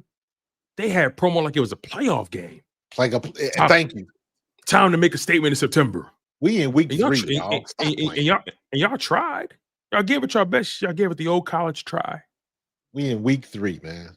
You almost had us in the first half. You almost had us. What's that mean? That video? They almost had us in the first half. Almost. Apocalypto. That's your name. I'm gonna call you almost. Almost. Transitioning real quick. What does a performance like this do for Jalen Hurts' legend? What does it do for just Jalen Hurts overall, his standing in the NFL, man? Because again, you get something on his resume, and this comeback likely supersedes that Bills comeback because they were only down 10 points going into the fourth quarter. And not only 10 points down to the Bills in the fourth quarters, that's not a place you want to be, but they were down 10 points going into halftime. They were down 10 points going into the fourth. Torrential downpour, game win overtime, but this game is different. They down 19 points. 19 points. You gotta stay some kind of comeback. Like what does a win like this do for Jalen Hurts and how he's viewed? I just think it solidifies it a little bit more because I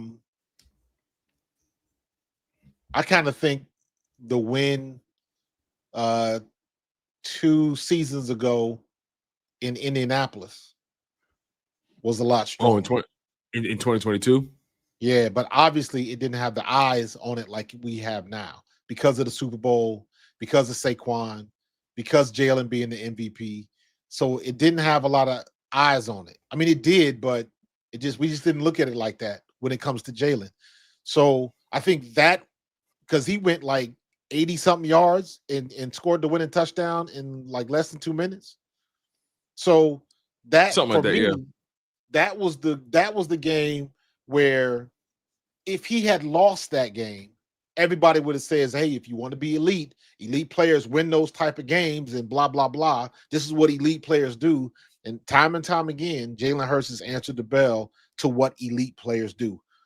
That game against Indianapolis, the game in the Super Bowl, the game in the Super Bowl that we lost, everything. He's getting more and more stats and more highlights in that situation where we need a play.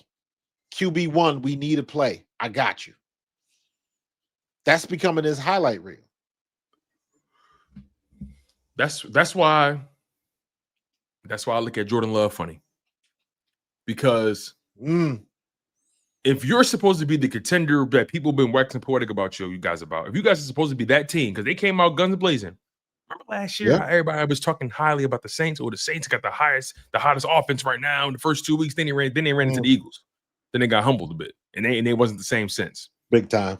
The Packers, they came out hot. They smoked the Lions. They was running off at the mouth. They beat up on the Commanders, and then they started smelling themselves, and they ran up against what they thought would be a lightweight win, a layup. And again, it's not the defense; it's the offense.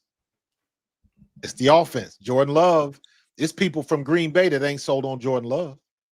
Rightfully so, because to your point, champions or people with championship aspirations, mature players, win games like that. They win that game. Jalen Hurts wins that game. we've seen Jalen Hurts in so many a vast amount of scenarios. Jalen Hurts is battle tested. Jalen Hurts stays here, never gets too high, never gets too low, understands how to win the game, understands how to make the play to win the game, never compromises the team.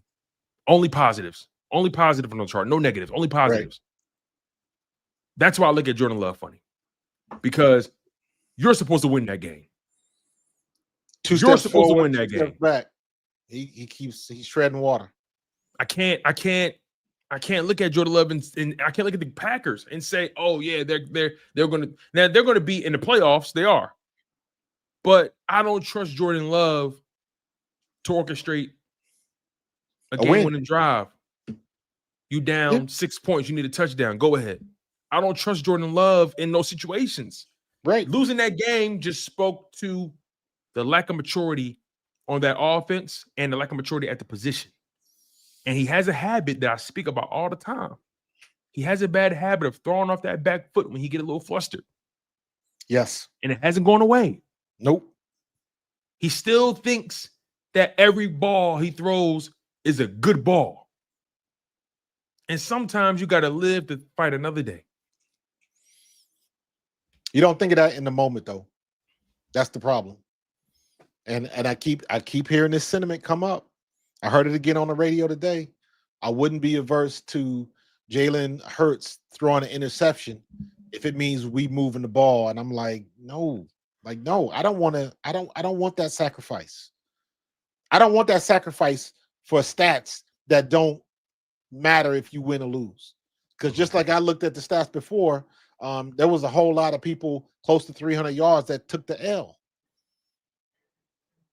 Jalen Hurts has an uncanny ability to figure out a way to win the game without having the gaudy stats. And I'm good with that. Because how many people, they always say the same thing. You look at the OGs in the game that were great players but did not win a Super Bowl. And what does everybody to a man say? I'd give the gold jacket back if I could have a Super Bowl ring. Winning is hard in this league. And we got a quarterback that knows how to win, and it's unconventional. Is even now, even though you've seen it for 4 or 5 years, people still don't want to buy into it. Yeah, I think even Ike Reese and I think it was Ike and Elliott Shore Parks kind of got to a little debate today about, Elliott Shore Parks' position was, listen, the Eagles have won X amount of games doing it their way, right? Yep. And Ike was like, listen, I hear that, but I'm willing to sacrifice a turnover just to show that this offense can move. And this goes to your point, because I think Ruben Frank said something similar. But like we said, we understand the sentiment, but it shouldn't have to come to that. And Jalen Hurts orchestrated that comeback. Again, there was no room for error. He orchestrated that comeback purely in the air, drop back, pocket, nothing. He did some things with his legs, but all drop back, delivering the pill through the keyhole, and on target and on time, and no turnovers, no interceptions. You know how difficult it is to do that? When they know you got to throw it? I don't subscribe to that, man. I don't want to see any picks. I'm good if we throw for 150, 175 and no turnovers and we come out with the dub. Protecting the ball is part of the winning formula. Stick with the formula. Because if you throw the ball downfield, eventually somebody's going to break down, somebody's going to run the wrong route, and DBs are going to talk with their secondary and their safeties and set you up for a big play. Yeah, you're right, man. But again, credit to Jalen Hurts, credit to AJ Brown, Davonte Smith, that offense, Dallas Goedert. Credit to that defense, Jordan Davis, a man on a mission, Zach Bond, Jihaad Campbell, Quinyon Mitchell, Fred Johnson, the unsung hero on offense. I mean, credit to that team for finding a way to win that football game against a really good Rams team. Facts.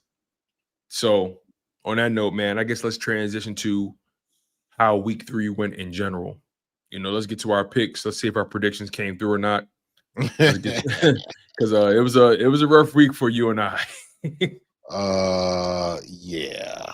It was some things I did not expect to happen. We got all right. My picks were trash, bro. They just they were trash. Trash. Dog. In what? Oh my god! In what world did we expect the Panthers to shut out the Falcons? Right. Like, what? dude, it was like common sense just went out the window. You know what I'm saying? Yeah, it was bad, bro. It was bad. It was, man. Obviously, you know, we had the Dolphins beating the Bills. We got that right. You and I had the Packers beating the Browns. Jordan Love made sure that didn't happen. Again, Jordan Love, you got to win that game. Tough game on the road. You got to win that game. Period. It's just that simple. If you're supposed to be that team that people expect you to be, you got to win that game. Good point. Same thing for the Ravens, but we'll get there when we get there. So yeah, Commanders beat the Raiders. Didn't without Jaden Daniels, I didn't expect that, honestly. Did not. Marcus Mariota put on a show. Yeah, he played well. He played well, but they also got a lot of help with special teams. Return one for, I think they returned a punt for a touchdown. That's all right. That's it bees like that sometimes. No, for sure. They had a strong second and third quarter. But Marcus Mariota ultimately played well. They beat them 41-24. Then we get to the Falcons-Panthers game. Again, who would have thought? Lord have mercy. Who would have thought the Panthers shut out the Falcons? 30-0? They got their ass whooped. 30-0? Bryce Young outplayed Michael Penix. And I'm not even trying to say that in a way that Michael Penix has arrived, because he hasn't. But Bryce Young protected the football, took what they gave him. I want to say he completed 66% of his passes, 65% of his passes, only 121 passing yards, was only sacked once.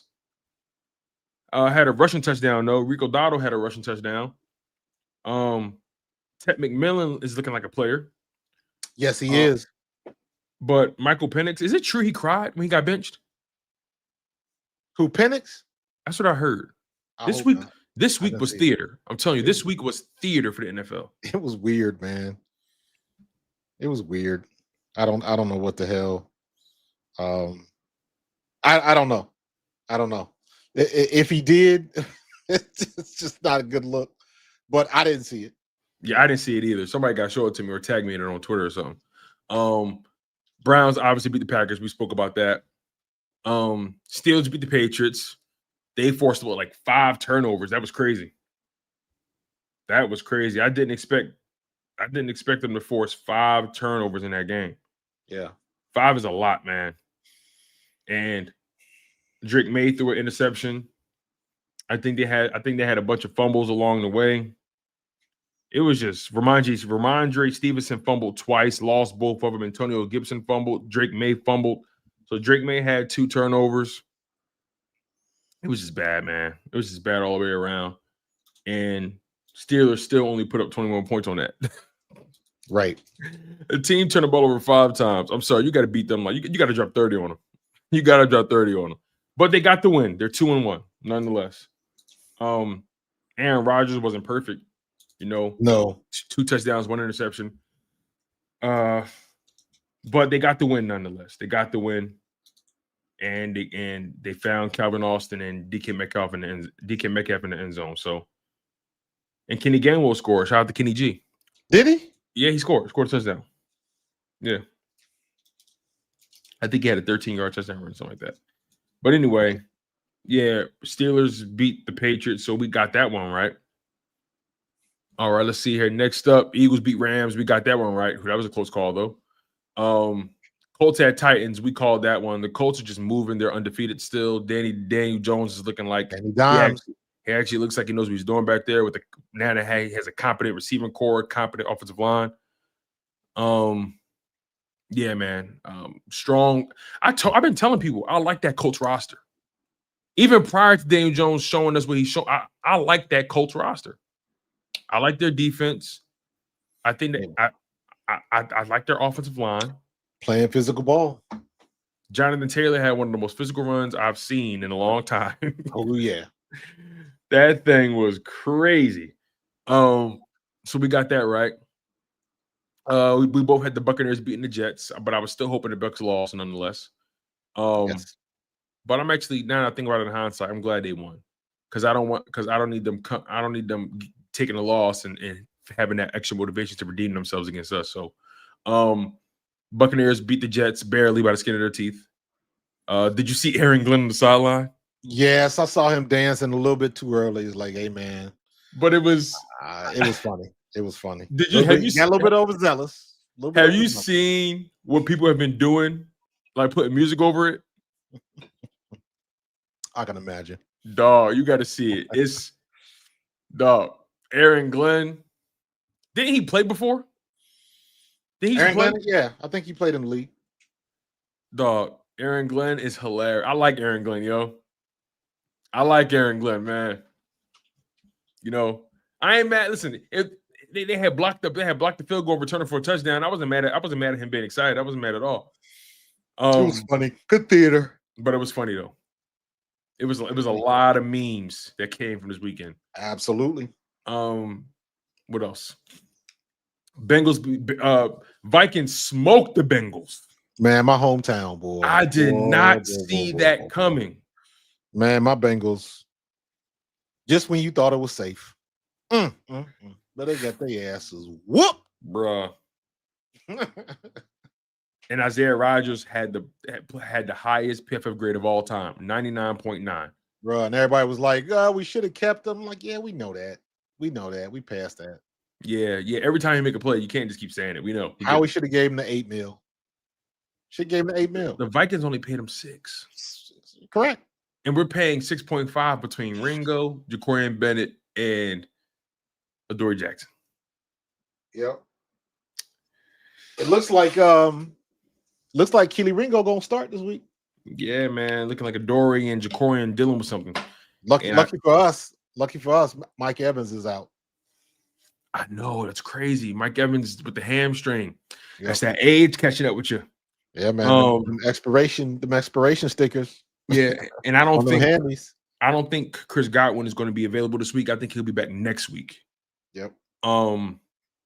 He's been dealing with a nagging injury from last year. He got surgery, I think, in the offseason. The Bucs are dealing with injuries on the offensive line, injuries at the receiver room. Now, granted, they got that kid Emeka Ibuka who's really good. I like him. They got Sterling Shepard who's been coming up big for them. But that's been done with the presence of Mike Evans being on the field. Right. But Mike Evans not being on that field now, attention gets shifted. So I'm curious to see if those guys can be as productive without Mike Evans drawing the attention that he normally draws. But again, that kid Emeka Ibuka, he's good. I like him. Rookie. Well, that's what happens when you lose a vet like Mike Evans, somebody that's offering a lot of production. You get to see who's really real. Who do the coaches really trust? Mm-hmm. Who can you go to with a week's worth of practice that's going to remember all the plays, things like that. And I think they got to do. Yeah. All right, let's see here. What didn't we cover? Where are we? We spoke about Falcons at Panthers. Jags beat the Texans. You know what's so crazy? I got that right because for some reason I was saying to myself, yo, the Texans, something's off there. So I said, you know what? I'm not going to bet on them again. I bet on them 2 weeks in a row and they lost. Let me go with the Jags. And the Jags ended up beating them, man. CJ Stroud, I do not know what's going on with this brother, man. Who do they play next week? Texans. Next week they got these next few games gonna be a little funny for them. So next week should be a layup. They got the Titans. Okay. But then after that, They got the Ravens on the road. So they got to go to the Ravens ain't got a defense. So Ravens have got a trash defense. Do the Texans got an offense? Yeah, that's true. But that could be a get-right game. Because the thing is, can they even score with them? Can they keep up with them? Here's a question, though. Let's see how well they play now that CJGJ is gone. Was he a distraction? Was he like now what's the attitude like of the squad now that your boy is gone? I don't know what his relationship was with people in that locker room, but I know I've seen enough interviews and been in locker rooms to know when the tension is thick because you're doing stuff that people I don't even know how to say it. It just you're a distraction. Flat out. Yeah, you're a distraction. I'm like, keep it simple. I'm trying to make it complicated, and it's not. You are a distraction. You are a great player in this league, and there is no reason that a team should want to get rid of you because of your production. So the team willingly takes the L to get you off to get you out of the house. Problem. And that might be your last shot. Yeah, man. Texans need to win, man, if they're going to even get back into the conversation. They're 3 games back from the Colts. And if they have any chance of beating the Colts, they need the Colts to slip up a couple times. They need them to slip up. And I don't know. Yeah. I don't know what's going to happen, man. The Colts just look like they're playing with confidence. So many things that could happen, though. It is. That's true. That's true. This is very early, man. It's very early. Yeah. Texans can ring off 9 straight somehow. you get the week 6, 7, and 8, and then you get the injury bug and all of that type of stuff, man. So you never know. William, thank you for the $10 super chat, brother. Appreciate you. William, thank you for the comment too. For sure, man. We appreciate you. All right, let's see. Tiffany says she just tagged us on Twitter. I think she's talking about the Michael Penix crying, maybe. Let me see. Oh, I want to see that. Definitely want to see that.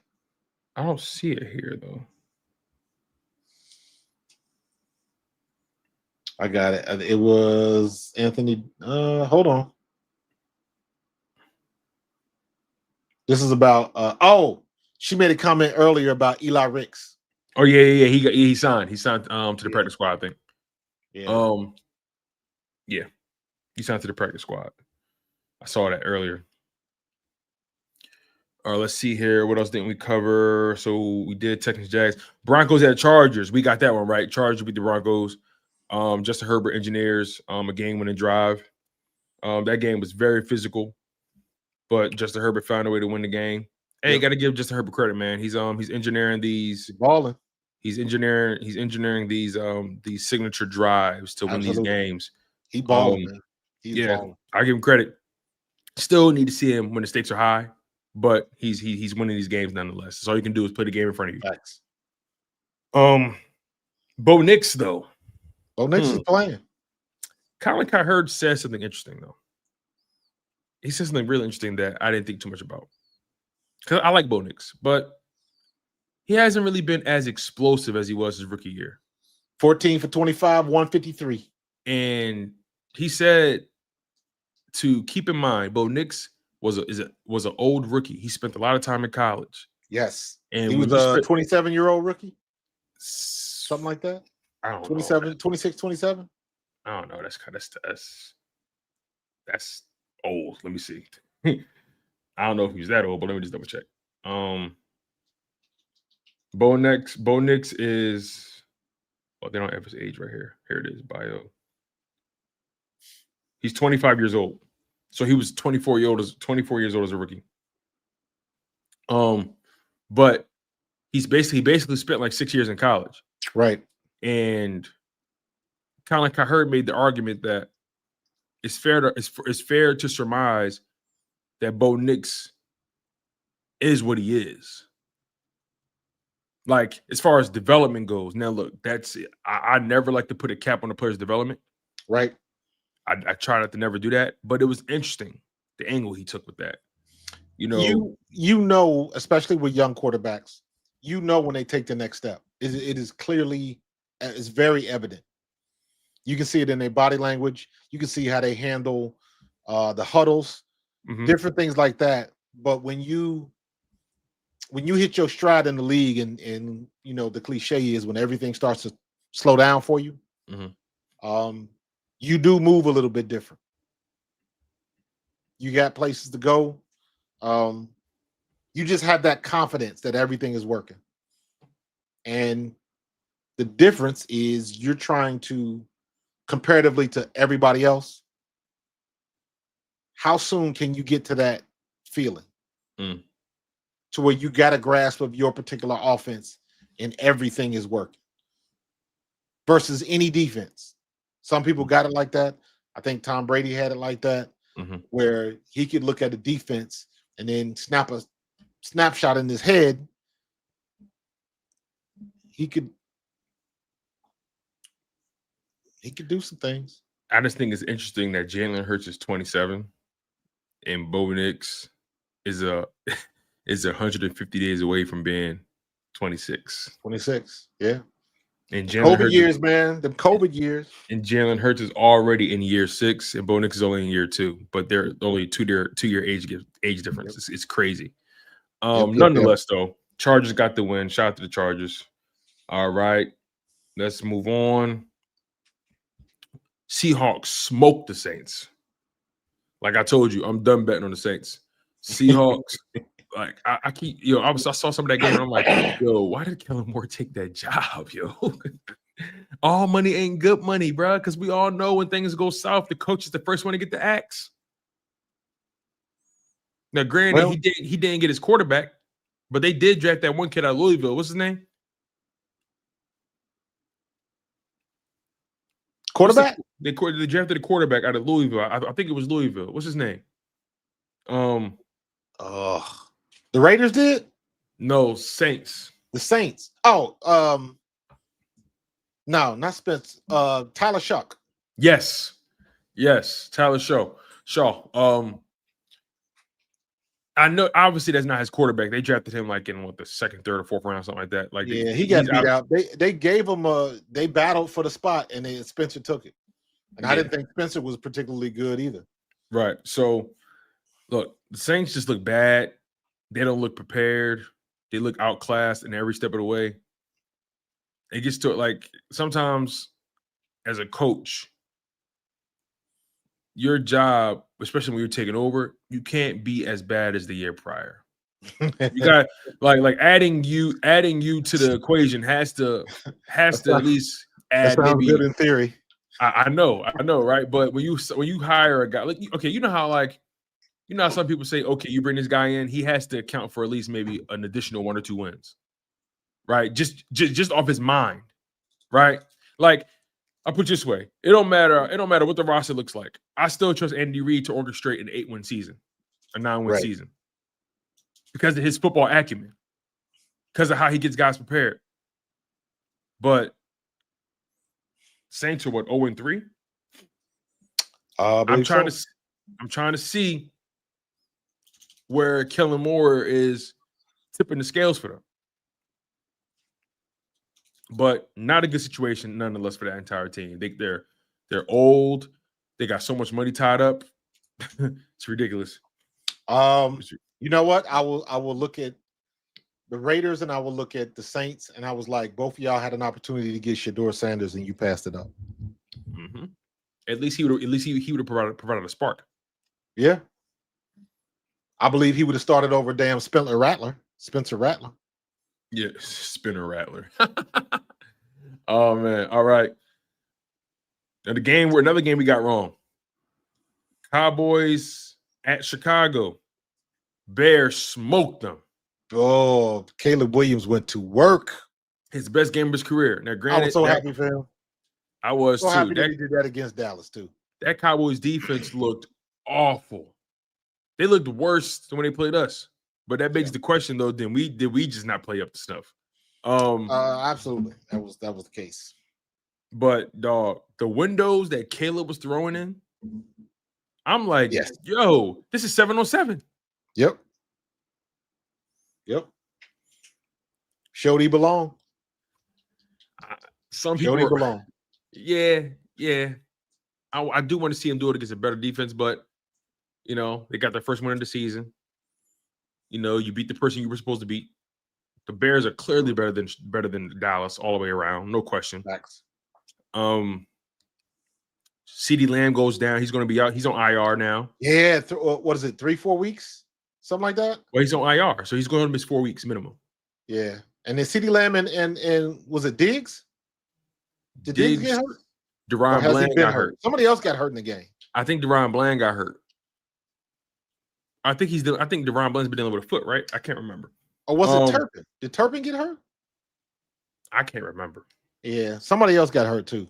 But yeah, I tell you, the injury bug has hit them early. The rookie guard, that's who it was. Yes, Tyler Booker. That's who it was. Tyler Booker. Booker, the rookie guard, the right guard that was talking trash to Jalen Carter. Yep. I think he's going to be out for like 2 to 4 weeks, something like that. Yeah. So, did you see how CeeDee got hurt? The tackle, the tackle landed on his, basically the weight came down on his ankle, so it was a high ankle sprain. But like, did you see the play? Like just the position he put him in? They ran him like he was a running back. Yeah. What the fuck are we doing? But I mean that wasn't it, because he fell forward. It was just everybody grabbing at his legs, and then the weight came down on basically on his ankle, because the way his body was, and it just like basically it's like if you laying down and somebody steps on your ankle accidentally. That actually happened to me in high school. Man, we were getting ready. We were getting ready to do our team prayer, and dude just wasn't paying attention and literally stepped on my ankle to the point where I yelped out and had to walk outside to walk it off. That's how bad it was. And my man was like, "This is one of my homies," so he was like, my bad, Wolf, my bad." So it was like when you get an ankle sprain like that, that wasn't bad. I ended up playing and having a good game, but they say he got I've a had high high ankle sprains in college. It is not fun. It is not fun at all. Yeah, man. Did you see Pickens on the sideline after he caused that interception? We tried to tell him, didn't we, Marcus? Pickens and Derrick Henry need to get together and go bowling. We tried to tell him about Pickens, didn't we? We tried to tell him. Man, listen. It's only a matter of time for that boy loses marbles. Slamming your helmet like that only just tells people you're just trying to let everybody know that you upset too. You performing. It's performative. Yeah, man. CD on the sideline, like, yo, bro, like chill.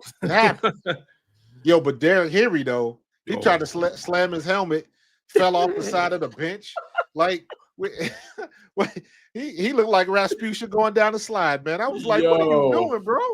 You're supposed to have a little bit more poise than that. But my God, speaking of that, man, when you fumble the ball 2 games in a row and cost your team, that's rough, man. That's rough.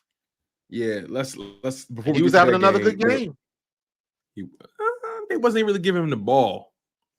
12 carries? That's not enough for a guy like that. He busted out like a 40-yard run, didn't he? Had a 40-yard touchdown. He had a long touchdown because I watched that play. Let me double check. Because he finished the game with only 50 rushing yards. He had one good run. Maybe it wasn't as long as I thought. His longest run of the day was 28 yards. Okay, maybe that's what it was. Because he scored on it. Yeah. He took off on him. So, but outside of that run, though, nothing. 22 yards, 11 carries. They shut him down. Yeah. And Lamar couldn't even really get off as a runner. The blueprint is out, man. The blueprint is out. Lamar looked frustrated in that game. The blueprint is out. Real quick. That brings it back to Kevin Patullo. Well, you got to figure out a way to get Saquon going, period. Get him outside, pitch it under center, ace formation, standard old toss pitch left and right. And let him work on the corner. He fumbled 3 games in a row. Is it 3? Woo. 3 fumbles in 3 games. Each of the last 3 games. Some kind of way. Hey, all y'all Ryan Clark fans. And that doesn't leave you. That's something that you got to. That's something that's in your head now. All you non-players. He still had good stats though. Oh my God. Still had good stats though. Listen, Yeah, I didn't. I thought the Cardinals would beat the 49ers. They couldn't even beat. Should have. They couldn't even beat a handicapped Mac Jones. They should have. Yo, you and know then who's Nick been Bosa balling out for the season. You know who's been balling with the Cardinals? Josh Sweat has been getting it in. Josh Sweat has been snapping. He has been getting it in. Mel Williams been playing well too. Yeah. Yep. Yeah. But 49ers beat the 49ers are undefeated, man. And they are a mass unit and they're undefeated still. I don't think they last long though. No Nick Bosa, that completely compromises your defense. Yeah. You're going to get Kittle back. You're going to get Rashad. You're going to get Jennings back. They're going to turn into a pumpkin eventually. They'll come down to earth. Yep. Hold on 1 second, bro. I'm sorry. Hold on 1 second. Go ahead. Do what you got. Do what you got. They got they do have an easy schedule. So sometimes you get a couple dubs like that, it is what it is. They're not going they will come down to earth just like everybody else. So it's all good. My bad, brother. My dog misbehaving. Misbehaving, man. He must have been chewing on something. No, like he's not allowed on the couch, and he jumped on it. Gotcha. But nonetheless, Chiefs at Giants. That game was ugly until it wasn't. Yeah. Yeah. I'm still not impressed by the Chiefs. No, I'm with you 100%. I was about to say the same thing. Chiefs, they ain't got it. I don't know what the hell's wrong with Travis Kelce. I'm still not impressed. The Giants was in that game until the final. Same way with the Cowboys. They had opportunities to win that game. And Russell Wilson was just awful. They couldn't get it, but they go on Jackson Dart this week. Do you think it's too early to go to Jackson Dart? Nah. Nope. Brian Daboll's goal now is to develop Jackson Dart. So you got he gonna take his lumps. Did you hear what Malik Neighbors said though? Who said? Malik Neighbors, the wide receiver, their star wide receiver. Did you hear what he said? No, what did he say? After the game, they're talking to him. Matter of fact, I could show you better than I could tell you. Because it was funny. Spicy. It was funny. I'm gonna bring it up. It must be spicy. I'm gonna bring it up in the stream, and I just need you to just pull it up. Give me a second. All right, here it is. It was hilarious.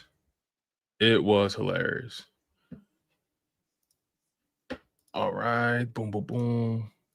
All right, got it. All right, this is you to pull it up. It ain't the quarterback. Can you hear it? Homecoming when we had DJ. Yeah. Take a look. It ain't the quarterback. So what do you think? What is it? I don't know what it is. Everybody know better than me. I don't know. Yo, listen. My man said all of them people had DJ at quarterback that are just itching for AJ Brown to say something stupid. That's stupid. He said that's somebody that's about to go over the edge. He said it ain't the quarterback. It wasn't DJ when he was here. It ain't the quarterback. But what's the problem, Malik? I don't know what the problem is. I don't know. Maybe it was y'all know better than me. Maybe he wanted to say the coach. They know better than me. He was chomping on that gum hard enough. Mm-hmm. We can read between the lines, man. It's I don't think Dayball is I don't think Dayball is I think Dayball loses his job in his after the season. It depends on what Jackson Dart does. Yes, if he can't engineer, how many wins they had last year? I don't even remember. Let me see. How many wins did the Giants have last year?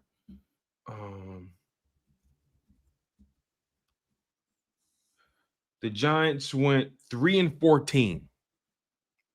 If the Giants can't get 7 wins, damn, 3-14. That's what the Giants were last year.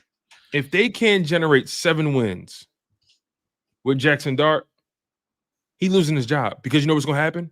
I agree. Remember, they traded up for Dart. Yes, they're not going to allow him to ruin this prospect that they like. Right. So they're going to get him out of there and bring somebody in that can develop him. Because they look at it from the perspective of, we can't waste time. You got Malik Neighbors in year 2. Eventually, he going to want his money. Or he going to want out. Yeah, the problem with that is, though, if you got guys like Thibodeau, they got to bring in another offensive coordinator. Yeah. And my thing is, you got a lot of talent in that defense that's going to ask for a lot of money. Yeah, that puts you back to square one, though. That's a risky move because now you done brought your quarterback back to square one. What happens if Jackson Dart plays well, but they still lose? And then you bring in another coordinator. Now he got to learn another system, and you back at square one. He ain't Jalen Hurts. He didn't have a new coordinator every year since birth. So yeah, honestly, I wouldn't even be surprised if Neighbors wants out after, if he just forces a trade after he demands a contract. We'll see though. We will see. I think that's all the games, right? Yeah. So what was your record for this week? I went 9-7. Same. 9-7. Man. So you 9 out of 16. So your overall record is what? I didn't even add up the last one. I should have done that. I forgot. My overall record is 27-21. So 6 games over 500. But yeah, man. I'm just looking for that 1 week where I get like 13 wins, 14 wins. But this is difficult, man. I don't have a losing record at all. But yeah, man, this week was weird. I was 16-32. So I went from 7, 19,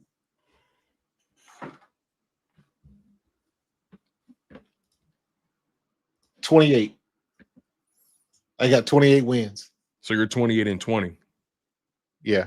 Oh, I'm on your neck. Yeah. All right. But yeah, man, that's pretty much all I have, man. We covered a lot today. We did, man. A lot of information. A lot, man. Did I miss anything? Nah, we pretty much got everything covered, bro. Yeah, for sure. And of course, we appreciate y'all for just being good soldiers and rolling with us, man.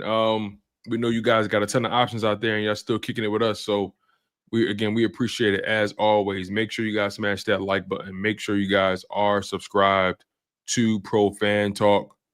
Make sure you guys are subscribed to Chalk It Up Sports as well. Y'all know the vibes. Y'all know the energy. Y'all know where our baldies be. You feel me? Any final words, Marcus, before we get out of here? Hey, man, let's start out against the Bucks like we ended against the Rams. Mm-hmm. I'm with you on that, man. I couldn't have said it better myself, man. Sometimes just keep it simple, stupid. Keep it simple. Keep it simple, stupid. You guys were tuned in to the Bald Eagles podcast. He's Markus Thomas. I'm Tone DeShields II. Flag was fly. We're out of here. Go Birds.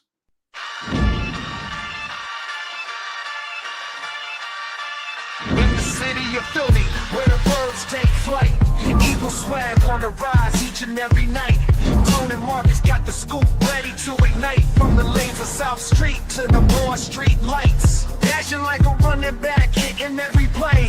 Fly guys in the zone, never led astray.